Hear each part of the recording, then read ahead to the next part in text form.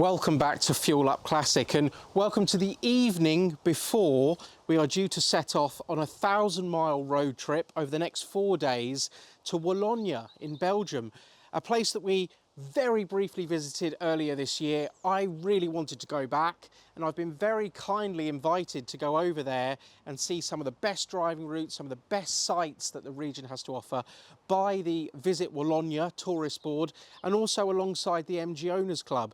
So I feel like I'm in great company for a trip around Belgium. I'm excited to see what we've got in store.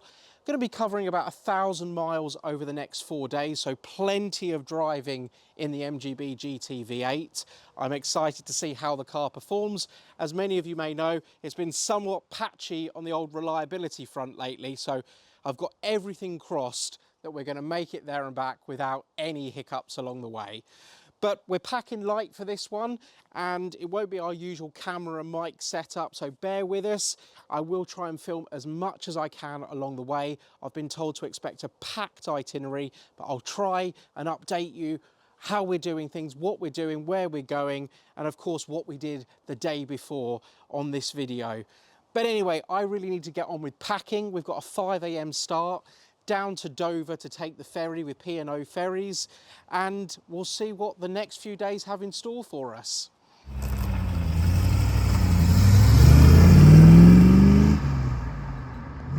Welcome to day 2 of the MG Belgium trip, and we had quite the 24 hours since we left home about 5:30 AM yesterday.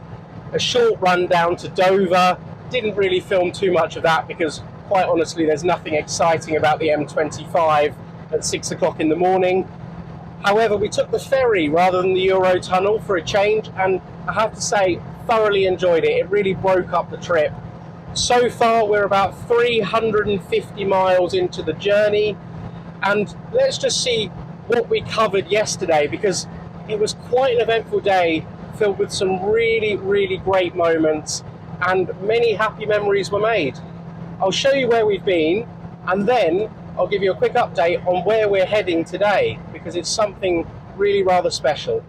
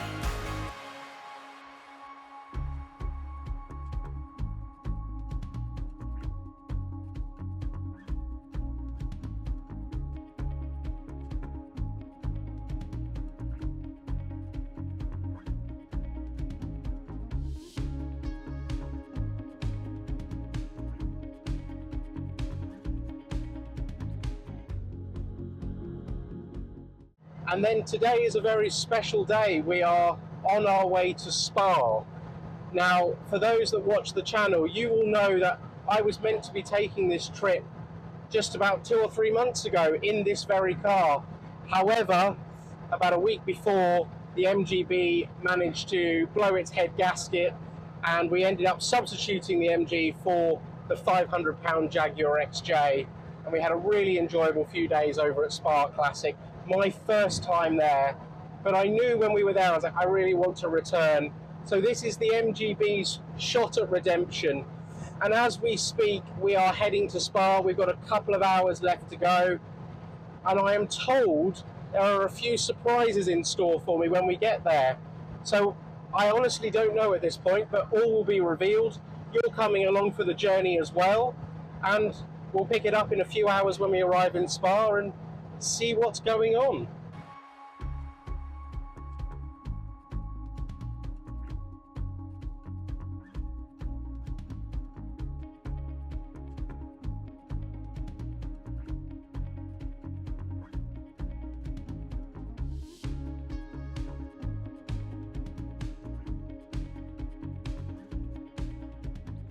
Welcome to day 3 of our MG Belgium tour, and you joined me this morning here at the Five Nations Golf Club in the Ardennes region.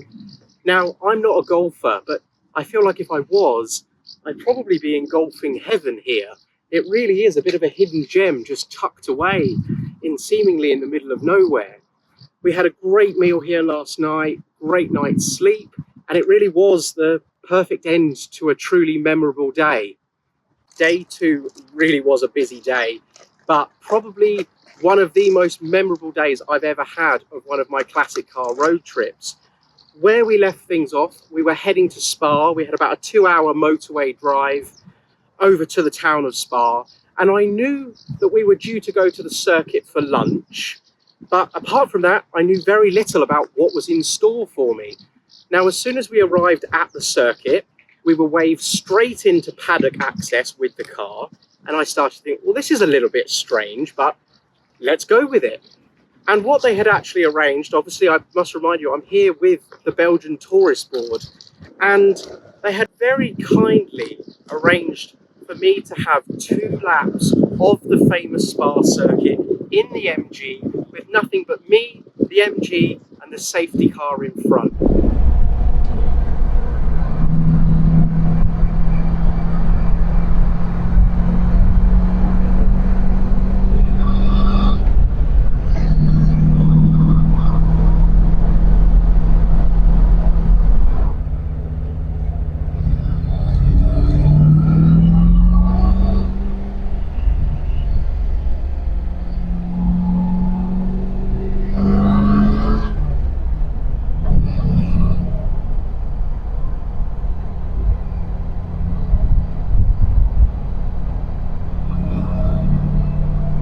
A truly memorable day, and one I will never forget, and it gave me a completely different perspective of the Spa circuit. We've probably all watched it at home on TV, or indeed if you've ever been and visited and watched the racing in the grandstand. To actually be on the tarmac, understanding how much it drops, it peaks, it elevates, those tight twisty turns. Now, we weren't going mad by any means, but the MG did me proud yesterday.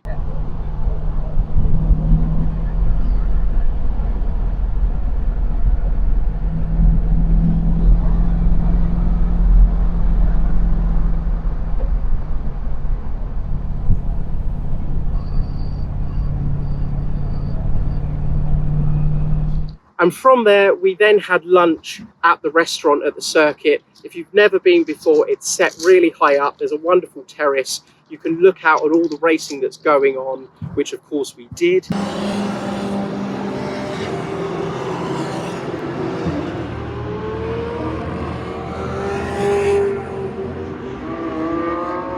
And we were joined by the sales and marketing director of the circuit, who explained just what a packed schedule they have all the way through from March to November. There's something on pretty much every day. Yesterday happened to be an air-cooled VW meet, along with also a load of Porsche 911 GT3 RSs were going around the track. I think they'd all come down from Germany.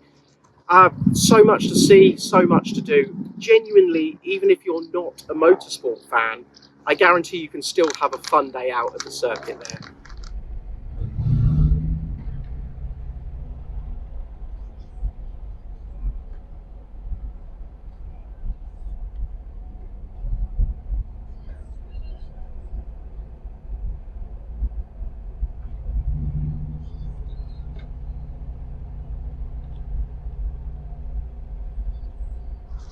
Now, after the circuit, we did a short drive over to the Abbey of Stavelot, and I think it dates back from something like 650 AD. We had a good look round. There was loads to see. If you're a history fanatic, well, you're going to be in for a treat. But if you're into your cars, I love the fact that they've merged these 2 things together, these 2 worlds that really should never be brought together, but somehow it works. Go down into the basement of the Abbey, and there is an incredibly impressive car collection down there. And I mean everything from Aston Martins, Ferrari F40s, through to some of the most iconic racing cars throughout the decades. All are owned by a private collection. it does rotate and change periodically.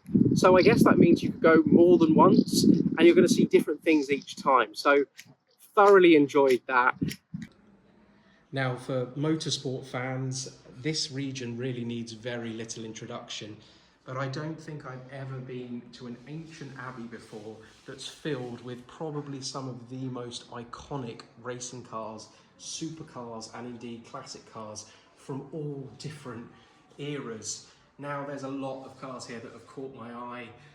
There's a Ferrari F40 just out of shot, but it's this MG that I'm most drawn to. By no means is it the most desirable, and it's certainly not the most valuable, probably even in just this row of cars here.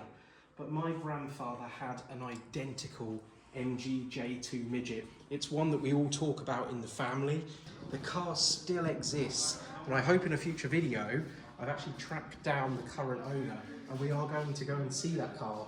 But what a lovely, lovely thing. 1933 MG J2.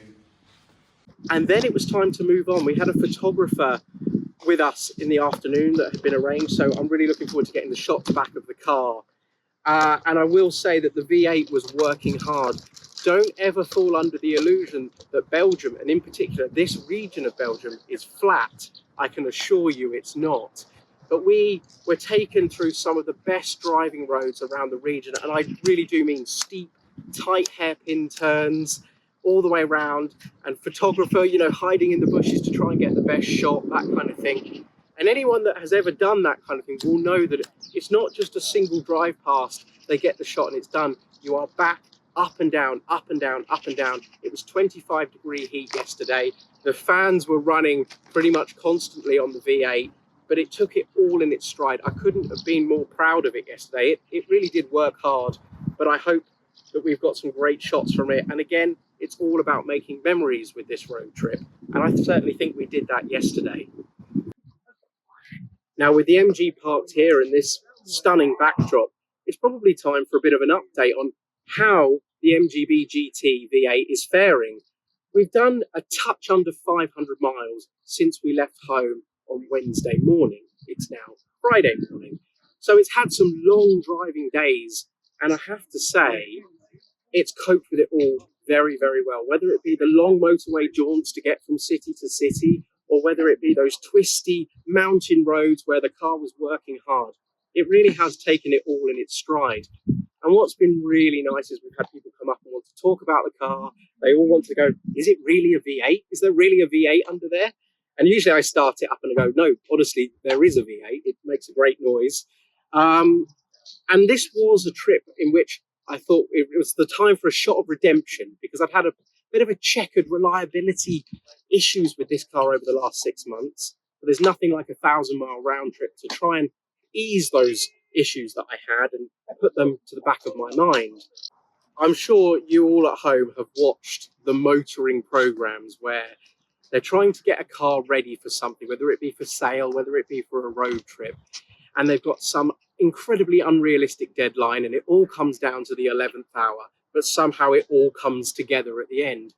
Well, I didn't film any of it, but genuinely the lead up to this trip felt like I was in one of those TV shows, only it was genuine. There was a very real consideration about 12 hours before we were due to travel whether this car would be coming at all. Now, it's probably a subject for another video, but essentially what should have been a 3 to 4 hour job upgrading all the front brakes turned into a 3-day ordeal that almost left me and my mechanic Mark pulling his hair out. More on that in another video, but it gives you a bit of context that even when you think everything's going right, you're getting ready to go and take your car on a trip, sometimes life can just throw you a bit of a curveball. But I'm pleased to say I'm here. We've got plenty more to explore around, but we're averaging a touch over 30 miles per gallon. Now, I think considering we're doing fast motorway stretches, twisty mountain roads, and indeed country roads as well, where you're probably averaging around 50 miles an hour, I think that's particularly good considering the age of the car and of course the engine that this car has.